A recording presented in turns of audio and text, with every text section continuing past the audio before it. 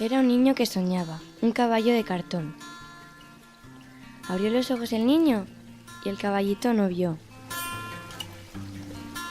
Con un caballito blanco el niño volvió a soñar y por la crin lo cogía, ahora no te escaparás.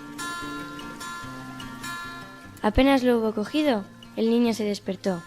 Tenía el puño cerrado y el caballito voló. Quedóse el niño muy serio, pensando que no es verdad, un caballito soñado. Y ya no volvió a soñar. Pero el niño se hizo mozo, y el mozo tuvo un amor, y a su amada le decía: ¿tú eres de verdad o no? Cuando el mozo se hizo viejo, pensaba: todo es soñar, el caballito soñado y el caballo de verdad. Y cuando vino la muerte, el viejo a su corazón preguntaba: ¿tú eres sueño? ¿Quién sabe si despertó?